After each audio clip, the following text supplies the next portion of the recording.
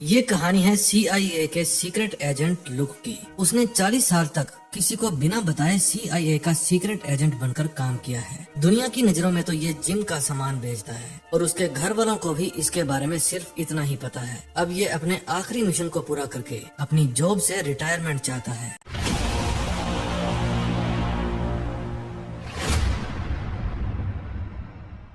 Story शुरू होती है और हम देखते हैं कि लुक एक गली के अंदर पड़े कचरे के डिब्बे में आग लगा देता है। फिर वो अपनी कार में बैठकर फायर ब्रिगेड वालों को उस आग की खबर देता है। फिर वो अपने साथी बैरी को फोन करके उसकी हेल्प से पता करता है कि फायर ब्रिगेड कौन से रास्ते से और कितनी स्पीड में आ रही है। फिर वो रास्ते में अपनी कार रोककर फायर ब्रिगेड वालों की ड्रेस पहन लेता है और भागकर फायर ब्रिगेड के पीछे चढ़ जाता है। फिर वो एक कड़ी सुरक्षा वाले एरिया के अंदर एंटर कर जाता है और एक सीवर के पास कूद जाता है। फिर वो सीवर के अंदर घुस जाता है और एक बैंक के नीचे पहुंच जाता है। फिर वो लेजर कटर के जरिए बैंक के फर्श में बड़ा सा होल कर देता है और पहुंच जाता है सीधा लॉकर के अंदर। फिर वो ब्लास्ट करके कुछ लॉकर्स खोलता है और वो हासिल कर लेता है जो वो यहाँ पर लेने आया था। फिर वो हीरे लेकर एक बंदे के पास जाता है। वो बंदा हीरे के बदले में लुक को एक लोकेशन देता है और वो लोकेशन लुक बैरी को देता है। उस लोकेशन पर एक टेररिस्ट छिपा हुआ था। फिर कुछ ही सेकंड में एयर फोर्स उस लोकेशन पर पहुंचकर उस टेररिस्ट को उड़ा देती है। फिर वो बंदा चेक करता है ये डायमंड अभी तराशे नहीं गए हैं। फिर वो समझ जाता है कि ये हीरे कोंगो के कमांडर के हैं और लुक उसे चोरी करके लाया है। उसकी चेकिंग करने पर उसके पास साइनाइट मिलता है। जिनको नहीं पता उन्हें मैं बता देता हूँ कि साइनाइट एक कैप्सूल है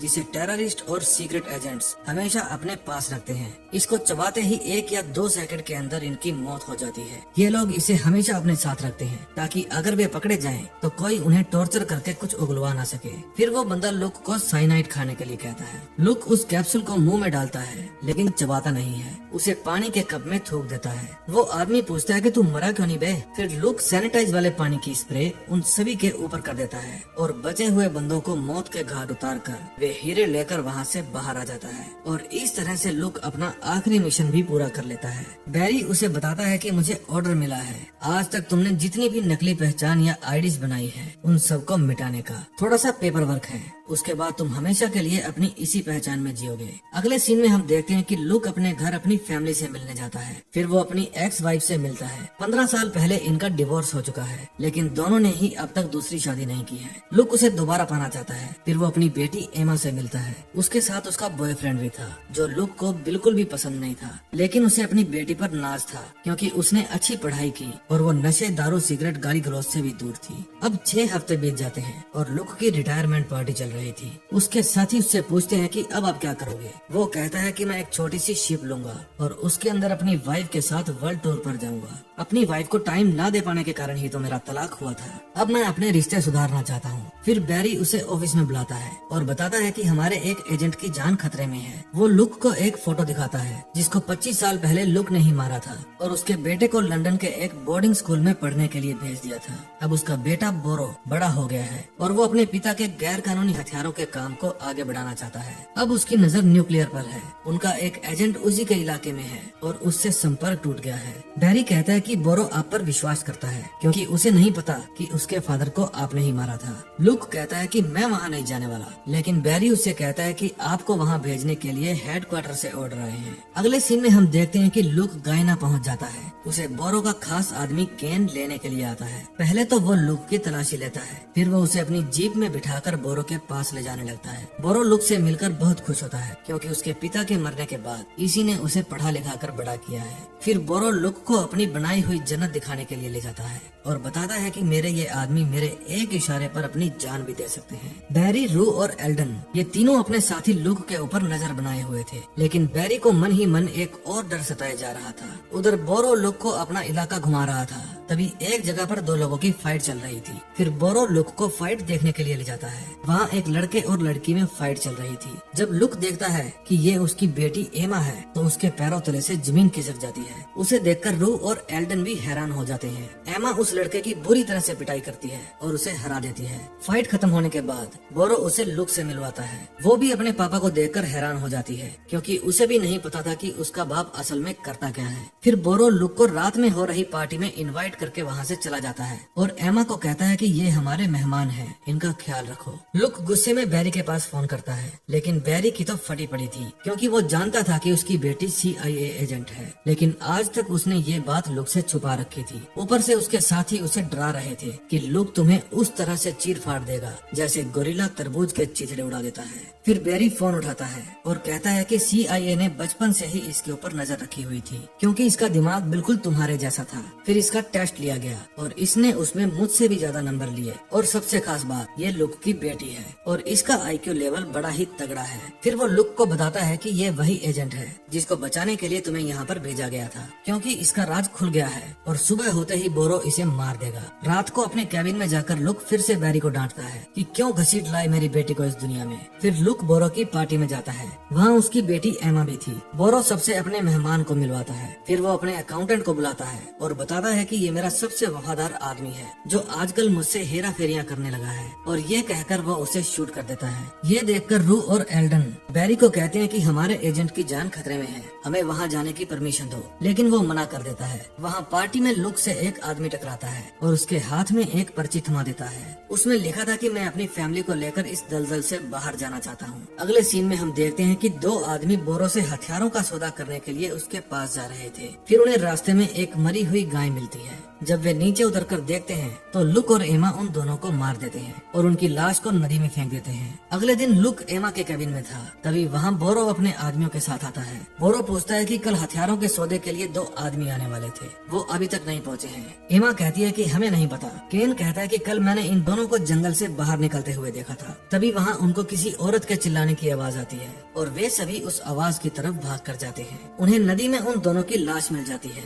बोरो गुस्सा हो जाता है और अपने आदमियों को कहता है कि उन दोनों को पकड़कर मेरे पास लाओ। एमा और लुक वहाँ से भाग जाते हैं। वो आदमी जो अपनी फैमिली को लेकर यहाँ से बाहर निकलना चाहता था, वो भी उनसे आकर मिलता है। फिर लुक बैरी को फोन करके पास के मैदान में आने के लिए कहता है। फिर वे सभी एक जीप में बैठकर वहाँ से भागने लगते हैं। उनके बिल्कुल पीछे दो गुंडे उनका पीछा कर रहे थे। वे गोलियां चलाते हैं और एक गोली एमा के हाथ को छू कर निकल जाती है। फिर लुक गुस्से में आकर उनकी जीप के ऊपर कूद जाता है और चलती गाड़ी से उन्हें नीचे फेंक कर पीट कर मार देता है और कहता है कि उस हाथ से एमा वायलिन बजाती है। फिर वे पास के मैदान में पहुंच जाते हैं। वहां उनके साथी तो नहीं आए थे, लेकिन वहां पर बोरो और उसके आदमी आकर उनको घेर लेते हैं और उन सभी को पकड़ लेते हैं।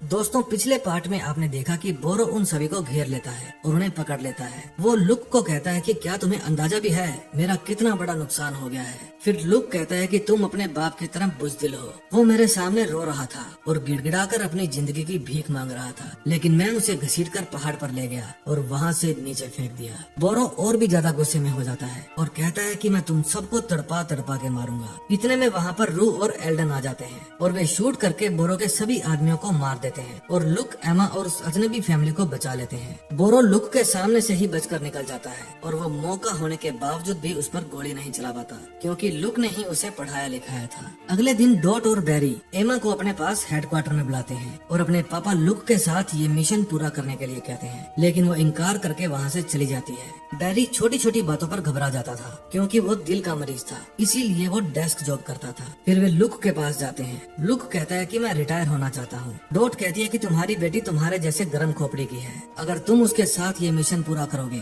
तो उसके लिए बेहतर होगा। लुक अपनी बेटी से बहुत प्यार करता था, इसीलिए वो ये मिशन पूरा करने के लिए मान जाता है। लेकिन एमा इस बात से खुश नहीं थी। वो अपने पापा को कहती है कि अपनी फैमिली की तरह इस मिशन को बर्बाद मत कर देना। अगले सीन में हम देखते हैं कि लुक बैरी के पास जाता है और उसे अपनी वाइफ के नए बॉयफ्रेंड डोनी का लैपटॉप हैक करके उसके बारे में जानकारी हासिल करने के लिए कहता है। लुक उस नमूने को देखकर डिसअपॉइंट हो जाता है और कहता है कि ये क्या बकवास है, मेरी एक्स वाइफ मुझ जैसे हैंडसम को छोड़कर इस नमूने के चक्कर में पड़ी है। साला मेरे बच्चों को खुश करके मेरी वाइफ को पटाना चाहता है। उन्हें पता चलता है कि आज रात उनके घर पर डिनर होने वाला है और उसमें डोनी इनवाइटेड है। एमा का बॉयफ्रेंड भी थोड़ा लल्लू टाइप का था, लेकिन एमा को वो बहुत पसंद था। उसको भी नहीं पता था कि एमा CIA एजेंट है। फिर थोड़ी देर बाद उन सबकी मीटिंग होती है। रू उन सबको मैप में समझाती है कि बैरी प्लेन लेकर इस एरिया में जा सकता है। लुक और एमा बताते हैं कि वो एक नया न्यूक्लियर डिवाइस बना रहा है और जल्द ही वो अपना काम पूरा कर लेगा और अपने पापा का सपना पूरा करेगा।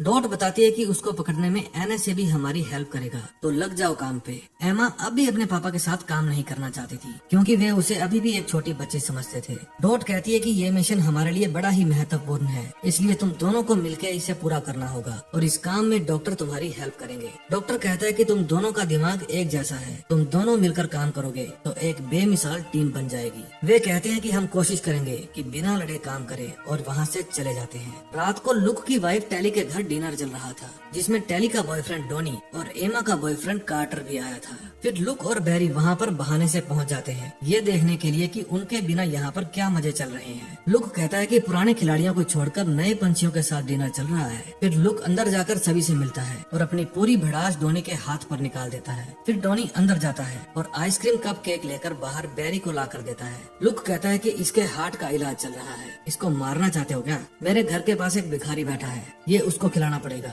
लुक की एक्स वाइफ पूछती है कि तुम यहाँ पर क्यों आए हो? वो कहता है मैं टेबल सा लेने के लिए आया हूँ। फिर घर से बाहर जाकर वो आइसक्रीम झाड़ियों में फेंक देता है और बैरी को कहता है कि डोनी की कार पर ट्रैकर लगा दो। अगले दिन डॉक्टर इन दोनों बाप बेटियों को एक अजीब सा डिवाइस देता है। ये एक मैग्नेटिक जैकेट थी जिसका बटन दबाने पर ये दोनों आपस में चिपक जाएंगे और वापस स्विच ऑफ करने पर ये दूर हो जाएंगे। फिर डॉक्टर कहता है कि हर रोज तुम्हें 10 मिनट तक यूं ही चिपक कर रहना होगा, तभी तुम लोगों की एक दूसरे से दूर भागने की आदत बदलेगी। फिर उन सबकी अगेन मीटिंग होती है। इस मीटिंग में टीना मुखर्जी उन सबको बताती है कि बोरो का खास आदमी कजाकिस्तान में देखा गया है। उनका प्लान है कि एचडीआर रिएक्टर से न्यूक्लियर वेस्ट को एक ट्रेन के जरिए लॉन्ग टर्म स्टोरेज पहुंचाया जाएगा। तब वे बीच रास्ते में उसे चुराने की कोशिश करेंगे। ये इतना मटेरियल है कि एक बड़े शहर को मिटाने के लिए काफी है। इस ट्रेन की रफ्तार 150 किलोमीटर प्रति घंटा होगी। लुक कहता है कि उन्हें इन पहाड़ियों के बीच में ट्रेन को रोकना होगा। डॉट कहती है कि लुक और एमा पैसेंजर्स बनकर उस ट्रेन के अंदर बैठेंगे। शायद बोरो का भी कोई आदमी ट्रेन के अंदर बैठा होगा। वो एल्डन और रू को कहती है कि तुम चेकिंग इंस्पेक्टर बनकर रेलवे स्टेशन के कंट्रोल रूम में जाओगे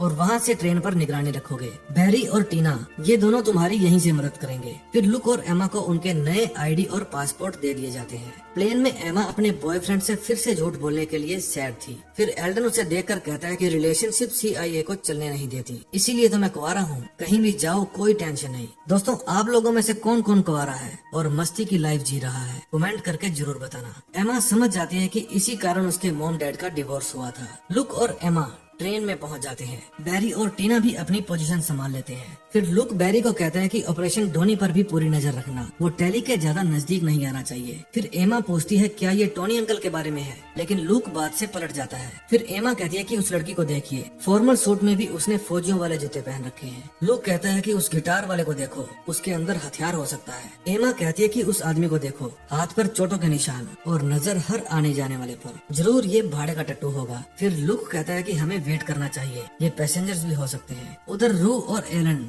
रेलवे स्टेशन के कंट्रोल रूम में जाते हैं और कहते हैं कि हम यहाँ मुआयना करने के लिए आए हैं, तुम्हारा काम देखकर हमें रिपोर्ट आगे भेजनी होगी, आप बस अपना काम करते रहें। ट्रेन 150 किलोमीटर प्रति घंटा की रफ्तार से चल पड़ती है। तभी वहाँ पर हेलीकॉप्टर आ जाता है। एमा देखती है कि वो सैंडविच खाने वाला बंदा भी अब गायब हो चुका था। फिर एमा सबको खिड़की से दूर रहने के लिए कहती है और लुक ऊपर जाकर रेडियो एक्टिव वेस्ट मटेरियल को चोरी कर रहे बंदे पर गोली चला देता है। फिर जब लुक वापस ट्रेन में आता है तो टीना बताती है कि वे 14 मिनट में सारा मटेरियल ट्रेन से निकालकर हेलीकॉप्टर में भर लेंगे। और ध्यान रहे, आप लोग इस प्लेन को क्रैश नहीं करोगे, वरना जहाँ भी ये क्रैश हुआ वहाँ कई सालों तक जमीन जहरीली हो जाएगी। लुक के पूछने पर टीना बताती है कि हेलीकॉप्टर की टॉप स्पीड 180 किलोमीटर प्रति घंटा है। फिर लुक और एमा ट्रेन के ड्राइवर के पास जाते हैं। वे उसे ट्रेन की स्पीड बढ़ाने के लिए कहते हैं, लेकिन वो ड्राइवर भी बोरो के साथ मिला हुआ था। फिर लुक अपने भारी भरकम हाथ से उसको एक फटका देता है और वो वहीं पर चारों खाने चित हो जाता है। फिर एमा पूछती है कि ट्रेन की स्पीड को कैसे बढ़ाएं। रू और एल्डन कंट्रोल रूम में बैठे आदमी से पूछते हैं कि ट्रेन की स्पीड को कैसे बढ़ाएं, लेकिन वो ऐसा करने से मना कर देता है। वो कहता है कि मैं ट्रेन की पावर सिर्फ ऑन या ऑफ कर सकता हूँ। फिर वो कहता है कि वहाँ पर एक चाबी वाला बटन होगा, लेकिन उस पर तो गोली लगी थी, इसलिए वो शॉर्ट हो चुका था। तभी टीना कहती है कि ये ट्रेन मैग्नेटिक सिस्टम पर काम करती है। मैग्नेट जितनी ज्यादा ठंडी होगी, स्पीड उतनी ही तेज